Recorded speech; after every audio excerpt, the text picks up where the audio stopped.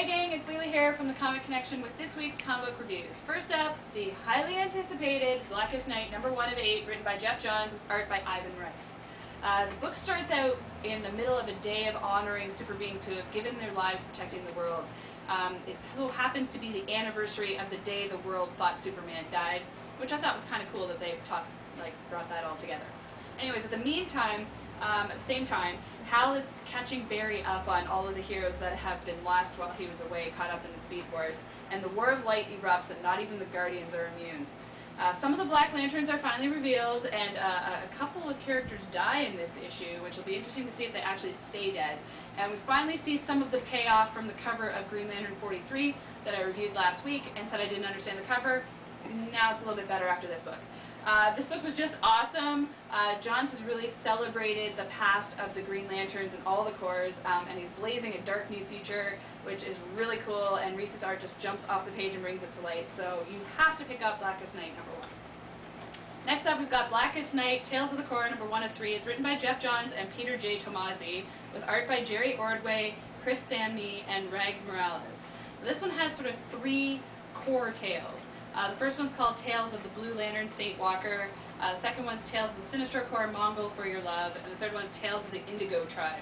There's sort of little stories that give you some background on each of the tribes. The most interesting of which was the Blue Lantern one, Saint Walker, where you witnessed the development of the Blue Lanterns and how there's a few of them, but they're kind of really important. But for me, it was only okay as a book.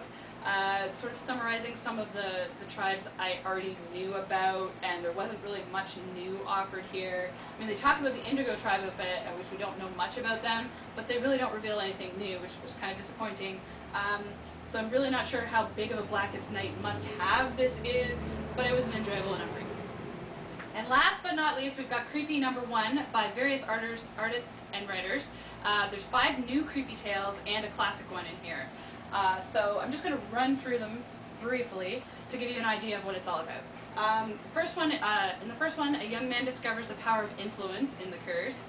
The second one, shady vinyl record collectors find more than they bargained for in Hellhound Blues. In the third story, liberators of a concentration camp don't know what they've really unleashed in Chemical 13. And in my personal favorite, a woman wants to lose weight and might die trying, and all the help you need. Sister Creepy speculates on who's received Satan's favored touch in Loathsome Lore, and in the last classic story called Daddy and the Pie, a family is changed forever by a chance encounter. I really love this book. I've never read Creepy series stuff before, but these are really good horror books with quite a sense of humor. The art is pretty well done in several of the stories, especially the Loathsome Gore by Hilary Barta. That was really awesome. So this was a good start to an oldie but goodie series. Definitely, I recommend it. Hey folks, Jim here with this week's comic book reviews. First up, Sinfest Volume 1 by Tatsuya Ishida. In this one, it collects over 600 Sinfest strips. This webcomic series explores religion, advertising, sex, and politics in a fresh, hilarious way. I love this strip. I've read it online for years. Great strip. If you've never read Sinfest, you're going to love it. It's absolutely hilarious. Next up, The Tick, Mangalicious #1, written and drawn by the Robin Studios. And in this one, while investigating a disturbance in the city, the Tick confronts a new nemesis, the setting sun. Now trapped in another dimension, the Tick has to fulfill a prophecy and save the world. This is absolutely, positively, one of the worst books I have ever read. The story is crap. The art is the worst I have ever seen. Now I have a tent pole to show how good Uru is compared to this guy.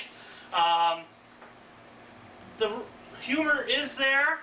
It's a Tick book. It's funny, but the art just, well, sucks. I'm not a fan of this book, and I don't recommend it to anyone.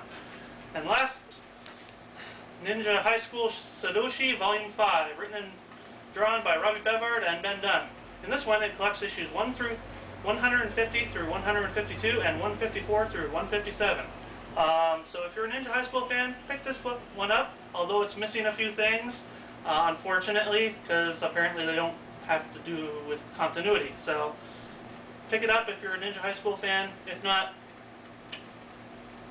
Hi everyone, it's Crystal with this week's comic book reviews. Up first we have Fables Special Edition, issue number 1. So this book is set in the Fables universe, which, if you don't know, is a universe where the characters from children's stories are alive and well and living in New York City. So you have lots of characters like Snow White, as in the Seven Dwarfs, the Big Bad Wolf, etc. Okay, so Snow White is running the show as per usual in the Fables universe. After giving a harsh dose of reality to Beauty and the Beast, Mr. Wolf comes into Snow's office with some bad news. Rose Red, Snow's estranged sister, has gone missing, and her apartment has been trashed, and there's blood everywhere. This Fables book did not disappoint me. I love Fables, and I find that the art is always beautiful, and the story is always interesting and quirky and funny. If you haven't ever read a Fables title, this would be a good time to pick it up because it's sort of beginning the story from a good starting point. So this story is by Bill Willingham with the art by Madeira, Buckingham, Leila, and Hamilton. Up next, we have something I've been waiting for a long time. Do Androids Dream of Electric Sheep, of the Blade Runner movie fame. Story obviously by Philip K. Dick and art by Tony Parker.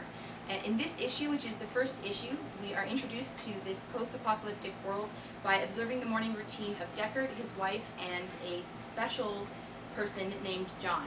In this reality, the world is polluted by radioactive dust.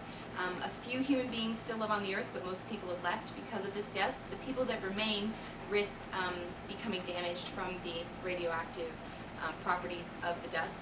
And there are a few animals left, but most of these animals are now artificial. So Deckard's job, in case you haven't ever seen the movie, is to destroy replicants, which are very human-like androids that come to the Earth.